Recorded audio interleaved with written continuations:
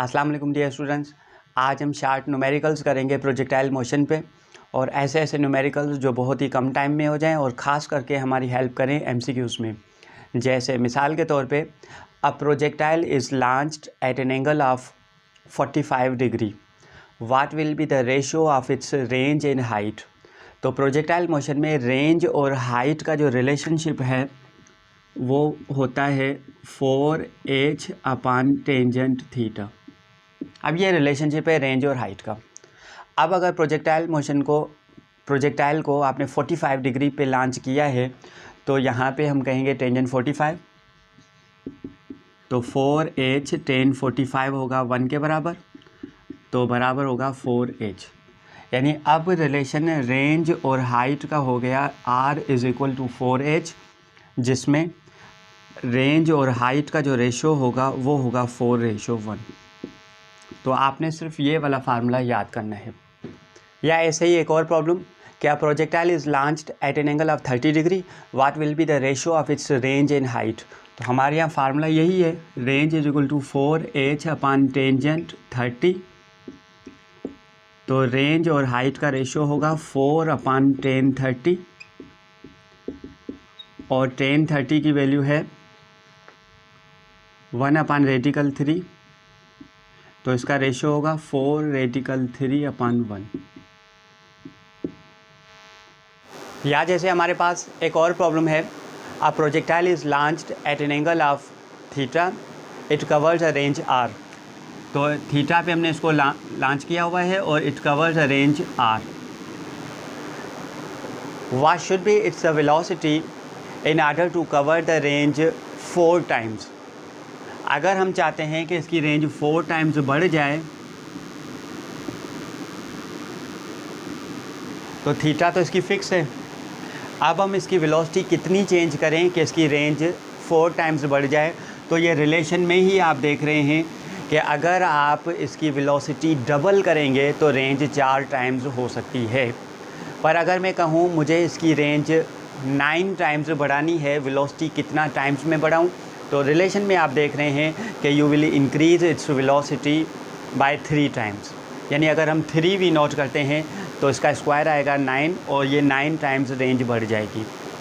या अगर मैं कहूँ कि मुझे रेंज 3 टाइम्स बढ़ानी है, ओनली 3 टाइम्स, तो फिर मैं वेलोसिटी कितना टाइम्स बढ़ाऊँगा, तो I will increase its velocity bye radical 3 times v0। Theta तो इसकी फ़िक्स है, बाकी इसकी वेलोसिटी हम बढ़ाएंगे रेडिकल 3 टाइम्स। अगर मुझे रेंज 3 टाइम्स चाहिए तो रेडिकल 3 का स्क्वायर आ जाएगा 3, और ये v0 square sine 2 theta upon g। तो रेंज विल इंक्रीज़ 3 टाइम्स।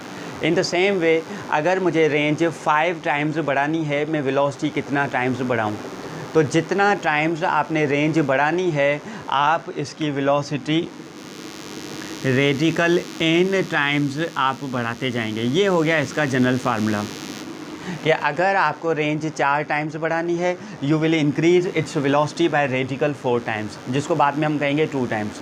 अगर आप चाहते हैं कि इसकी रेंज 9 टाइम्स बढ़ जाए, तो I will increase its velocity bye radical 9 times. अगर मुझे इसकी रेंज 6 टाइम्स बढ़ानी है, तो इसकी वेलोसिटी हम बढ़ाएंगे रेडिकल 6 टाइम्स। यानी पहले जितनी भी वेलोसिटी होगी, अब रेडिकल 6 को उससे मल्टीप्लाई करेंगे तो उस वेलोसिटी पे ये रेंज उतना टाइम्स बढ़ जाएगी। उसके बाद a projectile is launched at an angle of 30 degree, given an initial velocity of 9.8 meter per second. A projectile is launched at an angle of 30 degree, given an initial velocity of 9.8 meter per second. After how much time its vertical component will be equal to 0? कितने time के बाद इसका vertical component 0 हो जाएगा। तो जैसे जैसे ये ऊपर जाएगा वर्टिकल कंपोनेंट इसका कम होता जाएगा, और हमें ये पता है कि मैक्सिमम हाइट पे इसका वर्टिकल कंपोनेंट हो जाता है 0। तो इसका मतलब सवाल का सिंपली ये है कि how much time it will take to reach the maximum height, और उसके लिए हमारे पास फार्मूला है t is equal to v0 sine theta upon g, और v0 गिवन है 9.8, साइन 30 है, डिवाइडेड बाय 9.8, तो साइन 30 की वैल्यू होगी 0.5 सेकेंड्स।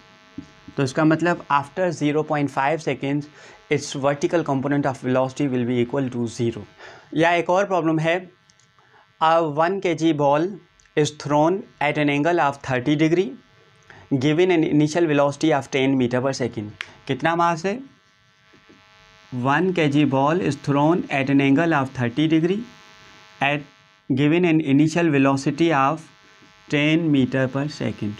एक बॉल है, उसको हमने थ्रो किया हुआ है 30 डिग्री की एंगल पे, तो ये प्रोजेक्टाइल मोशन इसकी हो गई।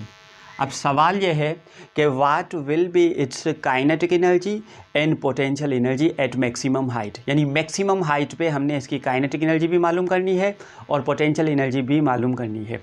तो सबसे पहले मैक्सिमम हाइट पे हम इसकी काइनेटिक एनर्जी मालूम करते हैं। काइनेटिक एनर्जी मैक्सिमम हाइट पे इसकी बराबर होती है 1/2 mv0² cos स्क्वायर थीटा।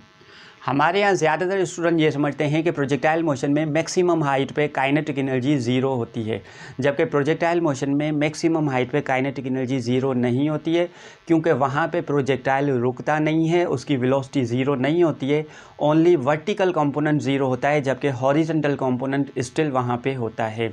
तो वहीं से ही हमने ये फार्मूला बनाया हुआ है।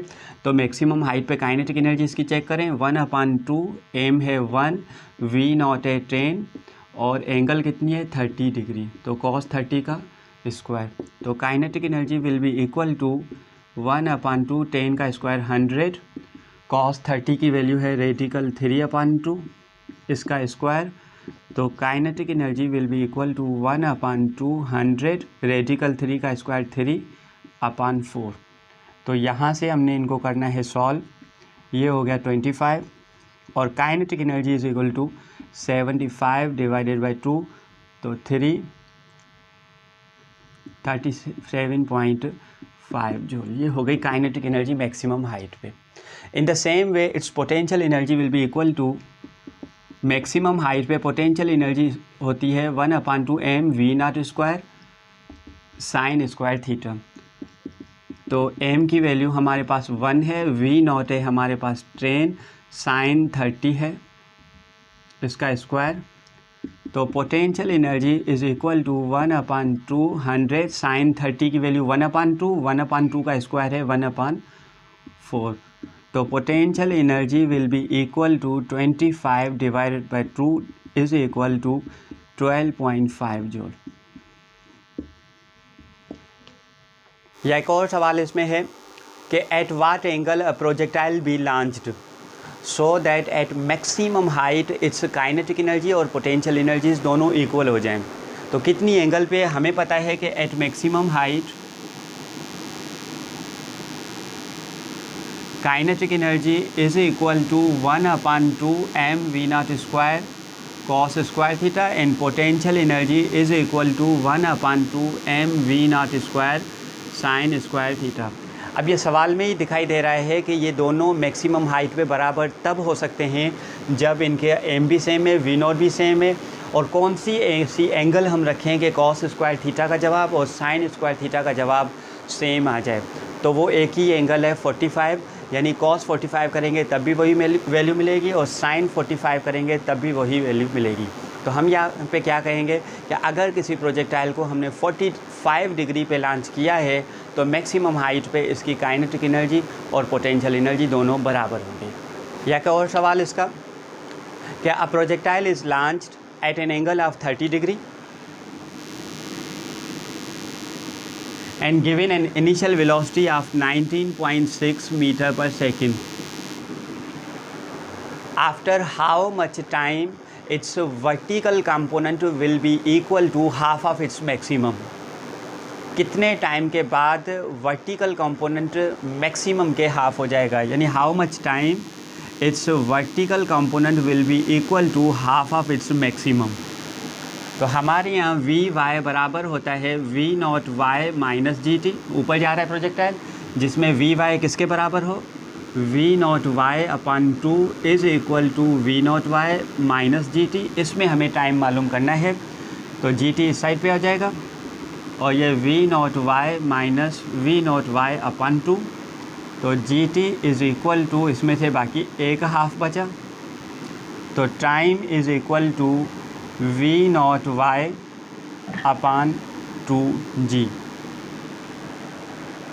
अब यहाँ पे जो है v नॉट की वैल्यू गिवन है आपको, v naught sine of theta ये है अपॉन 2g, और v नॉट है 19.6 sign 30 degree divided by 2g। तो 2g मतलब 19.6 और ये 19.6 कैंसिल, बाकी साइन 30 है 0.5, यानी after 0.5 seconds its vertical component will be equal to half of its maximum. क्या इसमें एक और प्रॉब्लम है, from a height of 100 metre 3 balls are thrown horizontally with a velocity of 10 meter per second, 20 meter per second and 30 meter per second respectively। यानी इसको हमने 10 meter per second से throw किया है, इसको 20 से और थर्ड को 30 से, जबकि फोर्थ बॉल को हमने सिर्फ ड्रॉप किया हुआ है यहाँ से, तो वो यूँ नीचे आएगा। अब 4 बॉल्स यहाँ पे गिर रहे हैं A, B, C, D। Which ball will take longer time to reach the ground? कौन सा बॉल देर से नीचे गिरेगा या कौन सा बॉल पहले गिरेगा? तो यहाँ पे आप देख रहे हैं इसकी 30 मीटर पर सेकेंड वेलोसिटी ज़्यादा है, तो ये दूर गिरा है, ये उसके करीब, और इन्होंने इसको हमने सिर्फ ड्रॉप किया हुआ है, कोई इनिशियल वेलोसिटी इसको हमने नहीं दी, तो यहाँ पे गिरा है। तो अब कौन सा पहले पहुँचेगा या कौन सा देर से पहुँचेगा? अब एक बात ज़हन में रखिएगा कि जब भी प्रोजेक्टाइल मोशन में किसी ऑब्जेक्ट को हम यूँ हॉरिजॉन्टली थ्रो करते हैं तो इसकी वर्टिकल मोशन बिल्कुल वैसे होती है जैसे हम किसी ऑब्जेक्ट को ऊपर से गिराते हैं। यानी सारों का अगर मैं y कैलकुलेट करूं तो सारों का y होगा हाफ GT²। तो इसका मतलब कि सारों का अगर हम टाइम यहाँ से मालूम करें तो टाइम का फार्मूला हो जाएगा 2y/g यहाँ से। तो अब आप सारों के लिए चेक करेंगे तो सारों का y सेम है, जो ड्रॉप कर रहे हैं इसका भी y वही है, जो यहाँ से गिर रहा है उसका भी वर्टिकल सेम है, सारों का y सेम है। इसका मतलब हम ये कहेंगे कि ऑल 4 बॉल्स एक ही टाइम पे नीचे पहुँचेंगे, यानी कोई जल्दी कोई देर की बात नहीं है, यहाँ पे सारे एक साथ जो है वो नीचे पहुँचेंगे। हाँ, जिसको हॉरिजॉन्टल वेलोसिटी मैंने ज़्यादा दी है तो वो हॉरिजॉन्टल डिस्टेंस ज़्यादा कवर करेगा, इसको मैंने हॉरिजॉन्टल वेलोसिटी दी ही नहीं तो इन्होंने हॉरिजॉन्टल डिस्टेंस कवर किया ही नहीं। लेकिन वर्टिकल सारों का सेम है, इसलिए सारे एक साथ जो है वो नीचे पहुँचेंगे। उसके बाद प्रोजेक्टाइल मोशन में रेंज बराबर होती है v0² साइन 2θ/g। अब एक प्रोजेक्टाइल को हम लॉन्च कर रहे हैं लेट्स सपोज 20 डिग्री पे, तो 20 डिग्री पे इन्होंने ये रेंज कवर की। तो हमारे यहाँ एक और एंगल भी ऐसी है जिसको अगर हम सेम वेलोसिटी दें तब भी रेंज वही कवर होगी, और वो एंगल कौन सी होगी? 90 - थीटा होगी। यानी अगर आप 20 डिग्री पे लॉन्च कर रहे हैं तो 90 - 20 कितना हो जाएगा? 70 आ जाएगा। अगर आपने अपने प्रोजेक्टाइल को 70 डिग्री पे लॉन्च किया तो वो थोड़ा ऊपर जाएगा लेकिन गिरेगा इसी पॉइंट पे। तो हर एक एंगल की एक दूसरी एंगल ऐसी भी है इन पेयर जिस पे अगर आपने सेम वेलोसिटी दी तो वो रेंज सेम कवर करेगा। मिसाल के तौर पे हम ये कहते हैं कि projectile covers half of maximum range at an angle of 15 degree, कि 15 डिग्री पे अगर आप प्रोजेक्टाइल को लॉन्च करते हैं तो ये हाफ ऑफ मैक्सिमम कवर करेगा। हम ये कहेंगे कि हमारे यहाँ एक और ऐसी एंगल भी है जिस पे भी हाफ ऑफ मैक्सिमम हो सकती है, और वो एंगल कौन सी होगी? 90 - थीटा। 90 - 15 होगा 75, यानी अगर आपने 75 पे लॉन्च किया तब भी ये यहीं पे ही गिरेगा। फ़र्क दोनों में क्या होगा? दोनों की रेंज सेम होगी लेकिन दोनों की हाइट सेम नहीं होगी। जो छोटी एंगल होगी उस पर हाइट कम होगी और जो बड़ी एंगल होगी उसकी हाइट ज़्यादा होगी। दोनों के टाइम ऑफ फ्लाइट में भी फ़र्क होगा। जो कम एंगल वाला होगा वो कम टाइम लेगा टू रीच द ग्राउंड, और जो बड़ी एंगल वाला प्रोजेक्टाइल होगा will take more time to reach the ground, लेकिन दोनों की रेंज सेम होगी। उसके बाद at what angle a projectile be launched so that its horizontal distance and vertical distance, so its range and height both are equal. तो वो हमारे यहाँ एक ही एंगल है 75.96 कहते हैं, जिसको अप्रोक्सीमेटली हम कहेंगे 76 डिग्री। अगर आपने किसी प्रोजेक्टाइल को 76 डिग्री पे लॉन्च किया है तो इसकी रेंज और हाइट, तो मैंने आपको रेंज और हाइट का रिलेशन बताया था, r = 4h/tan थीटा। तो अब अगर हमारे यहाँ एंगल 76 है तो टेंजेंट 76 बराबर होता है 4 के, और ये 4 कैंसिल, तो इसकी रेंज और हाइट दोनों बराबर हो जाते हैं।